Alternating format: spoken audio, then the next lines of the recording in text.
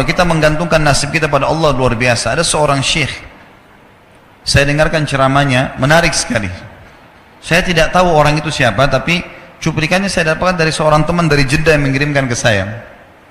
Orang ini cerita, syekh ini menceritakan, cuplikannya ada di HP saya. Dia bilang, saya satu waktu pernah ke Mesir, dan di Mesir ini saya lagi dari satu daerah mau ke Kairo, dari Iskandaria satu kota mau ke Kairo. Itu saya tiba di Kairo mungkin sekitar jam 2 malam.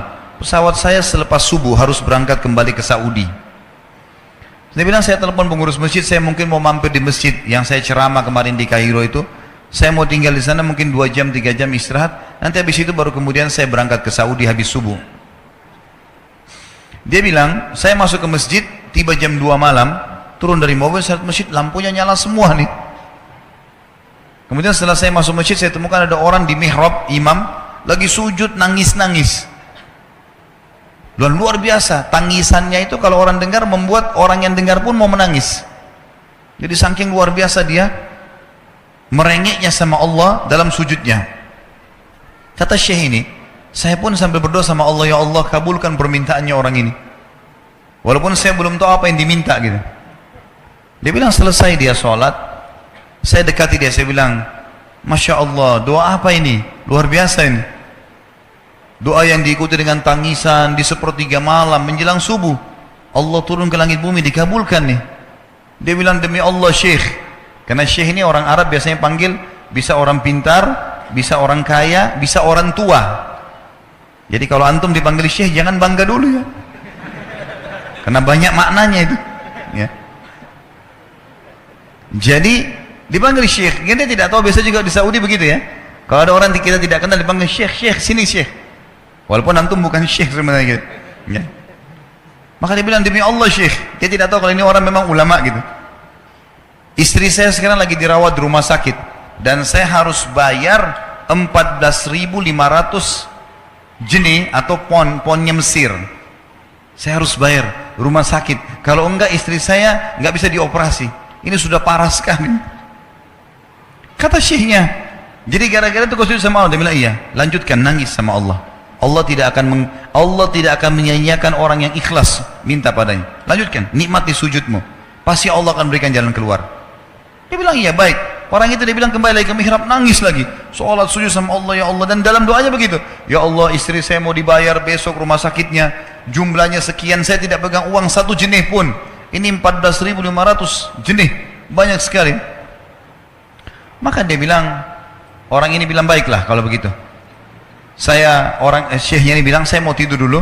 Saya istirahat 1 jam. Menjelang azan subuh dia bilang, ada marbot masjid datang bangunin saya. Sudah azan, saya sholat qobliyah, sholat sunnatul fajr. Waktu iqamah, pengurus masjid tahu kalau dia ini ulama, dipanggil, dia syekh, tolong jadi imam. Dia bilang, saya capek, baru istirahat 1 jam, 2 jam malam. Biarlah imam. Dia bilang, tak apa-apa, ayat-ayat pendek aja, baca surah-surah pendek aja. Kata syekh, baiklah. Dia bilang, saya baca surah-surah pendek. Rupanya, mikrofon masjid karena keluar di luar, ada satu pengusaha Mesir, apartemennya itu dekat masjid dan dia suka ikuti ceramahnya syekh ini di YouTube. Dia bilang turun dari apartemennya ikut sholat berjamaah di masjid karena dia kenal suaranya orang ini gitu. Begitu selesai sholat dia bilang, saya lagi zikir, datang orang itu. Dia bilang, syekh ahlan wa sahlan di Mesir, saya salah satu penggemar anda di YouTube dan saya dengar suara tadi. Saya tadi mau sholat di masjid lain, saya ke masjid ini. Dia bilang, syekh saya mau minta tolong satu hal. Kata syekhnya, kenapa? Dia bilang, saya sudah ngitung zakat uang perusahaan saya harus alokasikan 14.500 jenih. Kata syekhnya. Orang itu bilang, saya mau alokasikan zakat saya 14.500 jenih. Kata syekhnya, saya nangis, dengar itu. Nangis, saya terisak-isak. Kata orang itu, kenapa anda nangis? Syekh bilang, saya nggak bisa jelasin. Dia bilang, saya nangis terus. Kemudian saya lihat ke kiri kanan di soft, mana orang yang tadi malam sholat tahajud tuh? Namanya ada di ujung. Dipanggil sama syekh, fulan kesini, datang. Dia bilang, ceritakan masalah kamu apa?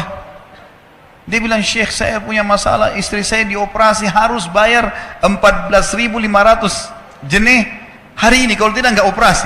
Kata syekhnya, tiba-tiba si pengusaha ini nangis-nangis. Orang ini juga heran, kenapa kalian berdua menangis? Dia masih bingung kenapa gitu. Kata syekhnya, biarin orang ini yang jelaskan. Yang punya usaha bilang apa? Demi Allah syekh, saya sudah 1 minggu taruh uang ini di lemari saya, sudah 1 minggu.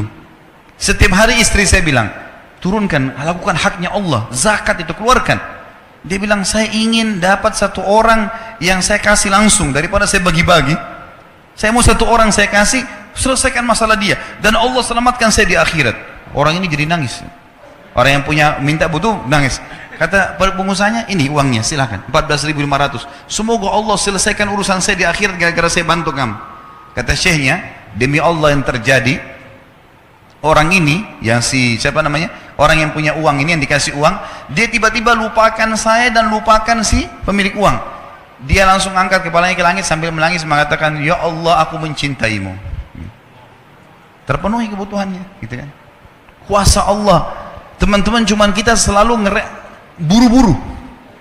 Kalau seseorang kita di perusahaan mau dinaikkan gajinya saja, mau naikkan jabatannya, dia harus tulis permohonan. Tidak mungkin juga baru hari ini dimasukkan kemudian ketuk ruangan di rootnya, mana permintaan saya kemarin, atau hari ini, nggak mungkin.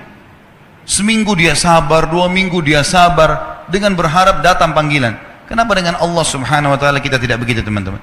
Banyak orang buru-buru, dan kebanyakan orang mau menggantungkan permintaannya kepada Allah hanya pada hal-hal yang kecil, hal yang besar tidak, atau sebaliknya, hal yang besar, hal yang kecil tidak.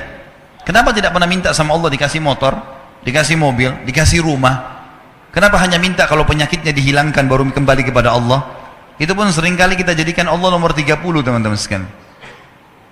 Ke dokter ini, ke dokter itu, resep ini, resep. Nanti kalau sudah mentok nggak bisa sembuh baru sholat tahajud. Hah? Salah. Islam mengajarkan kita apa? Sebelum makan berdoa, sebelum tidur berdoa, sebelum aktivitas berdoa, sebelum ke dokter doa dulu supaya Allah jadikan kesembuhan. Karena dokter resepnya cuma semoga lekas sembuh, tidak ada pasti sembuh. Makanya teman-teman sekalian, kembali kepada Allah adalah jalan yang paling luar biasa gitu. Coba merengek kepada Allah SWT, Allah pasti tidak akan pernah memungkiri janji-janjinya.